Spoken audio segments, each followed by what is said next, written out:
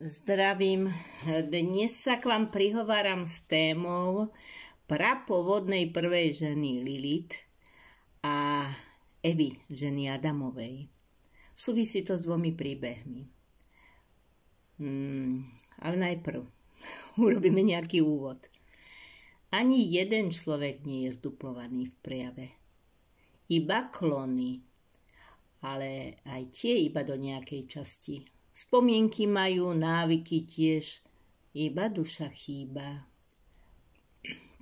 U všetkých ľudských bytostí platí, že každý je jedinečný a má právo sa prejaviť. Aj keď náš ovplyvnený historický vývoj to poprel. Dôležité je veriť a mať pevnú vieru. Sebaistotu, to je spojenie s dušou. Seba dôveru, to je spojenie s duchom. Zdravé sebavedomie, to je vyvážená spolupráca mozog a srdce bez základného dobového ťažiska. Byť v prejave bez posudzovania a v stave prebudzania. Presvedcovaná svetlom lásky stvoriteľa, kedy je jeho svetlo v nás a ono sa navyšuje. A teraz táto doba. Keď príde informácia, tak tam má byť oponent. A či nejaká protichodná informácia, čo tu v tejto dobe chýba na potvrdenie alebo vyvrátenie tej skutočnosti. No a dosť veľkej skupine hlavne mladých pohodlných ľudí to je všetko jedno. O nič sa nestarať, zvykli sme si na to, iba prijať to, čo doba ponúka. Veď môžeme ísť na kávičku, do reštaurácie, nemusíme preberať zodpovednosť za niečo, čo nás zaťažuje. Netreba premýšľať. A internet ponúka dosť rôznych informácií, ktoré sú zaujímavé, zábavné. Všetko naberá jeden smer. Keďže sme slobodné bytosti, tak máme právo si vysvetliť to, čo nám je ponúkané, tak ako to cítime. Či v náboženstvách alebo v duchovných rôznych smeroch, praktikách je akýkoľvek fanatizmus a jednosmernosť deštrukčná. Teda treba si uvedomiť, že veriť slepo znamená prijať názor druhého za svoj. Vieme, že srdce je ten pravý nástroj, ktorý nám potvrdí, či už našu pochybnosť alebo istotu v to, že to tak naozaj je, alebo odhalíme inak pravdu. Som typ, ktorý si tieto poznatky spája s inými informáciami a overuje si to, čo je povedané aj srdcom, aj spojenou nižšou myslou s vyššou, bez strachu. A teraz spojme sa s našou matkou Gájou. Prizvíme dušu v srdci prejavenú a spojme nižšiu myseľ s vyššou. Nech svetlo lásky stvoriteľa v prejave čistej mysle nás vedie. Takto sa vlastne stávame sami sebou, spojení s čistotou nášho zrodu. Môžete mi veriť, aj nemusíte. Pred pár dňami som mala na liečbe 16-ročné dievča a následne 50-ročnú ženu. A to všetko s nimi súvisí. To, čo vám dávam do placu na premýšľanie a urobenie si úsudku. Počuli ste o Lilith, o čiernej lune, prvej prapovodnej ženy?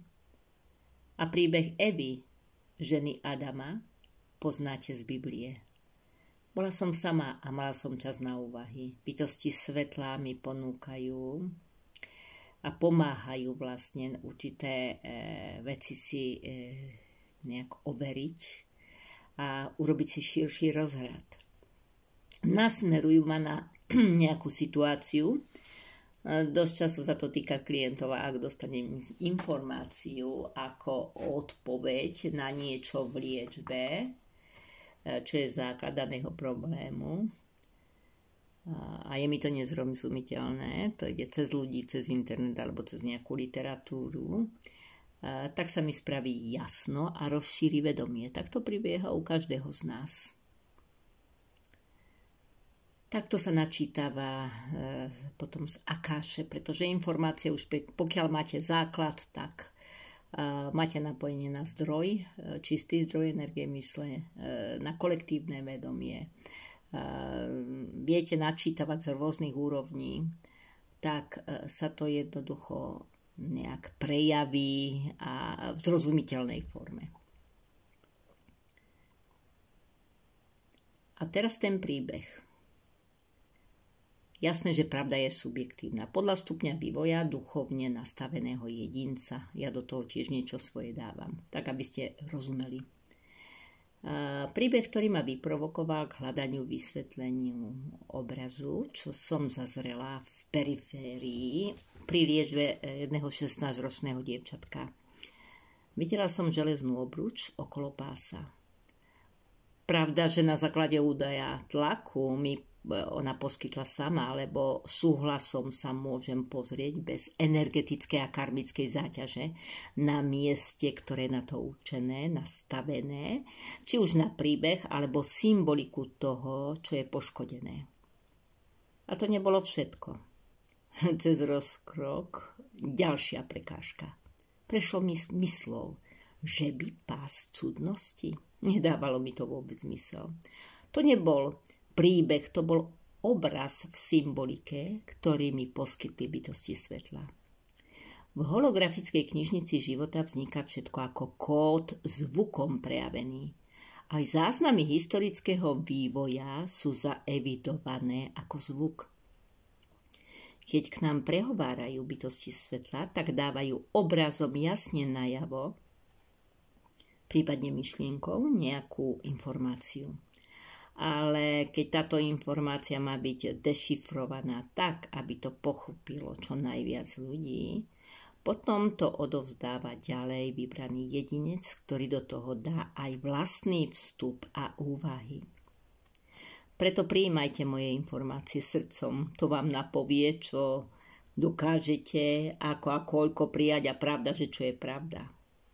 Mám v skupine žienky, ktoré mi dokážu vždy nejako niečo podsunúť a ono to zapadá s tým, čo potrebujem pochopiť, rozpiplem to a či nejak doplniť. Náhody neexistujú. Všetko je riadené. Sme ako hodiny. Kolieska na seba napájajúce sa, vytvárajúce jeden celok. A tak mi prišla informácia o Lilith. Prvej prapovodnej pripravovanej žene Adamovej, ktorá sa však ňou nestala. Bola príliš slobodná na to, aby prijala pozíciu byť pod Adamom aj fyzicky, aj psychicky. A tak nám tento príbeh podáva informáciu, že nebola dovolená falošným bohom, ktorý sa do toho zamiešal, žiadna slobodná dohoda. Žiadna rovnoprávnosť ženy a muža. Žiadne harmonické vzťahy do budúcna. Biblia je mnohokrát prepisovaná a Lilith v nej nie je spomínaná. A prečo aj? Predsa Pán Boh ju vyhnal a ona sa stala čiernou lunou a súvisí s podvedomím. Celá história je prispôsobovaná dobe tými, ktorí nás ovládali. A tak sa obeťový syndrom a ovečky ešte viac v tejto úrovni života posilnili. Máme trpieť, lebo vlastne iba tak dostaneme sa do kráľovstva nebeského. Tak nám to prezentovali. A žiť v chudobe, napriek tomu, že na tej druhej strane je dostatok všetkého. A tak dobrí, poddajní ľudia, aj tí menej dobrí tomu uverili. A teraz pokračujeme o Lilith ako čiernej lune. O nej sa môžeme dozvedieť od tých, čo vytvárajú astrologické horoskopy. Hovoria, že ak je v horoskope jedinca čierna luna v pozícii mesiaca, prejav osobnosti je stiahnutý napriek tomu, že vie a cíti obmedzenosť. Pozná pravdu, nesúhlasí s príkazom, nariadením. A vlastne ide smerom s ostatnými, sama proti sebe. Nedokáže sa brániť. Je v pozícii obete. Ale ak je čierna luna prejavená v osobnosti ako slnko, tak jedinec v takejto konštelácii ide do boja za pravdu hneď a zaraz, kričí, búcha, ide za svojím názorom, za svojou pravdou. Je to oheň v prejave veľmi veľkom. Tá prvá osobnosť potrebuje tlaky zvonku nakopiť, kým sa odhodla na boj. A keď sa obeť rozhodne, teda vhodne nastavená v pravde, sa rozhodne to vypustiť, vtedy to všetko lieta. Búcha, trieska, rôznym spôsobom. Alebo kričí. Predsa žijeme vo vplyvňovanej dualite, kde sa zabudlo na potvrdenie skutočnosti, ktorá je nám ponúkaná. A kto ju má potvrdiť? No predsa ten prejav svetla lásky stvoriteľa v nás, ktorý sídli v srdiečku. A ak je správne prejavený, aj spojení s vyššou myslou a nižšou, v prepojení s Matkou Zemou a Otcom, ako zdrojom, teda Otcom stvoriteľom ako zdrojom života, vtedy poznáme tú pravdu. Zabudli sme na slobodu, ako ju prezentovala Lilith z príbehu, ktorý nám je ponúkaný. Tieto osobnosti, ktorými sme teraz, majú veľmi silný základ intuície, teda pod vplyvom čiernej luny. A konajú pod jej vplyvom. Intuitívne vedia pravdu. Používajú tú intuíciu. A teraz to spojíme s výjavom uspomínaného dievčaťa. Čo symbolizoval ten pás cudnosti? Prvá obruč išla cez pás. Je to vlastne úroveň 3. čakry, kde sídli vo vývoji rodina. Pôvodné harmonické nastavenie človeka hovorí o pokoji, miery, vyrovnaných vzťahoch v rodine, kde je akceptácia každej osobnosti. A všetko by tam malo prebiehať bez karmickej a energetickej záťaže, kedy nejdú predstavitelia rodiny proti zákonom života a univerzálnym zákonom. Lebo vtedy sa tvorí karma, a teda energetická ťaž. Zákony života nie sú vlastne zákonmi spoločnosti, to predsa vieme. No a druhý pás ide cez rozkrok. To je narušenie sexuálneho spolužitia, v dôsledku čoho následne vznikli jeho deštruktívne prejavy, meniaci základný princíp stvorenia, a to je rodina bez záťaže a v správnom nastavení. Má byť zachovaná jednotka, základná bunka ako symbol života v spojení s Otcom stvoriteľom.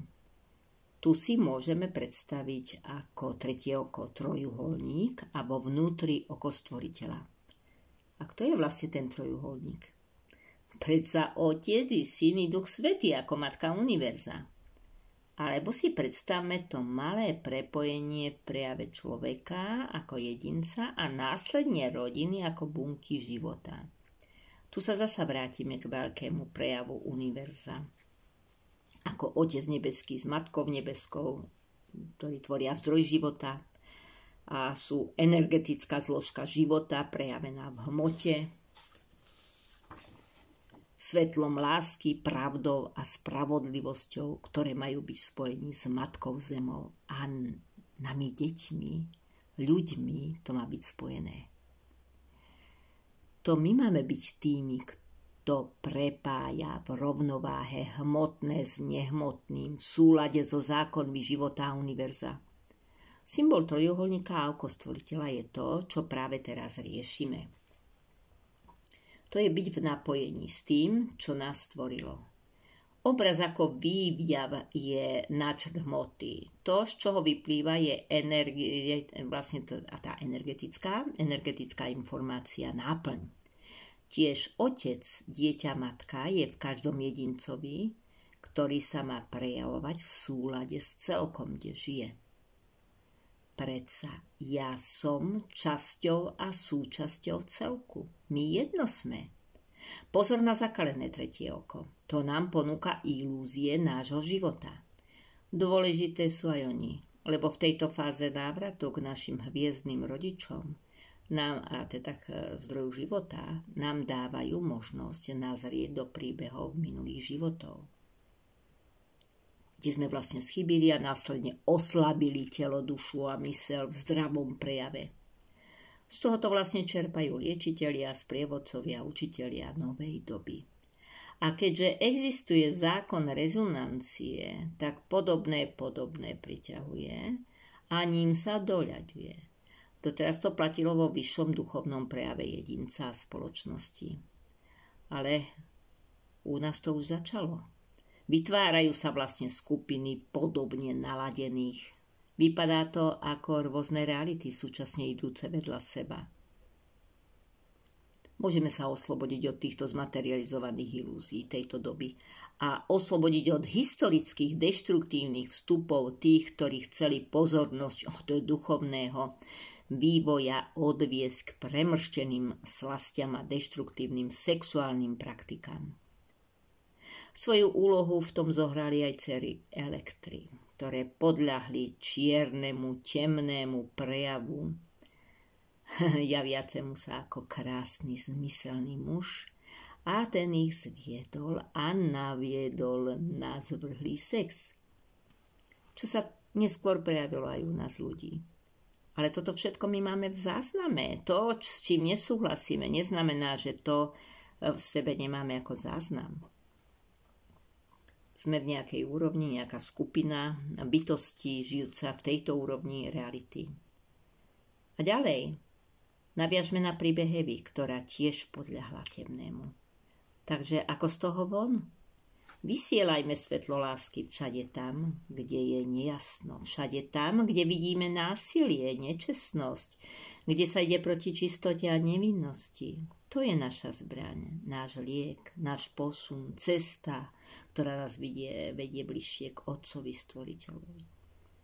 Aj bohyňa Aténa bojovala múdrosťou a jej zbraňou a silou bola sila svetla lásky Stvoriteľa. Mala odvahu a v rámci nášho vývoja nám ju posilňuje. Ak ju zavoláme a v sebe prebudíme, ako aj veliteľa, môžeme volať veliteľa armády Arkturianov z obdobia vývoja spred 12 000 rokov. Alebo v východnom námoženstve vlastne tento veliteľ je spomínaný ako Šri Kartikeya. A tí ovplývajú odvahou, pravdou sa prejaviť. Odovzdávajú nám informáciu, historický odkaz, sily odvahy byť sám sebou a bojovať za pravdu. Zobuďme ich odkaz v sebe, prebuďme sa, načítajme pravdu cez svetlo lásky. To, čo k nám teraz vstupuje, tie vlny a lúče svetla, kódy Stvoriteľa, nám umožňuje pritiahnuť k sebe pravdu celého univerza.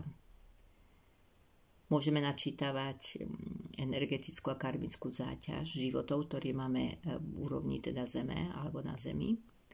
A môžeme si načítať aj karmu, ktorá súvisí so slnečnou sústavou alebo z rôznych častí univerza. A to nám umožňuje pritiahnuť k sebe pravdu celého univerza. Iba chcieť a urobiť preto niečo. Epifýza je zobudená, energeticky sa mozog už zväčšuje a prejavuje veľkosťou presahujúcu lebku. Rozširuje sa nám vedomie, vnemy pribúdajú, fyzické tela už príjmajú po základnom odľahčení nastavenie zdravej krvi. To je kód záhlavy a aktivujú sa lúče pravdy vstupujúce do krvného liečišťa. A u niekoho skôr, u niekoho neskôr podľa duchovného rozhľadu a odťaženia. A takisto súvisia s prenastavením nášho tela z uhlíkovej na kryštalickú. Ale je to všetko už tu. Dokonca som zaznamenala aj premenu kosti na kryštalickú. Ide o odťažený prejav od uhlíka. Je to prerod s ukotvením svetla lásky ako 6. živlu v nás. a súčasne to súvisí s aktiváciou zvuku života v každej bunke nášho prejavu tela, duše a mysle. Všetko nám bolo znížené, oslabené, zobrané tým, že sme energiu dávali tým, ktorí nás ovládali. Tak teraz hore hlavy, my to dokážeme. A ešte, čo by som vám chcela povedať, to je včerajší zážitok. Mala som jednu mladú žienku, ktorá videla jeden minulý život a ten sa odohral na Marse. Pri vstupe cez, tak bolo to taká čierna chodba, taká jak do kameňa, keď vstupujete, dajme tomu, do nejakého priestoru jaskyne, ale tá jaskyňa bola neskutočne veľká, no, to, čo teda predstavovalo tú vnútornú časť. Bolo to niečo obrovité, kde v tom okruhu boli rôzne chodby a tam sme videli rôzne ľudské bytosti, rôzne prejavy, ktoré tam boli uväznené a pracovali. Videli sme ako symboliku reťaza gulu na nohe. Z toho som pochopila, že vlastne jedná sa o nejaký minulý život, kedy cítila som, že aj ja som tam, áno? Kedy moja klientka a ja sme sa ostihli ako jeden fragment života na planéte Zem. Áno, sme sa ostihli v tejto úrovni a boli sme tými otrokmi. Tak sme túto časť presvetľovali, prosili o milosť.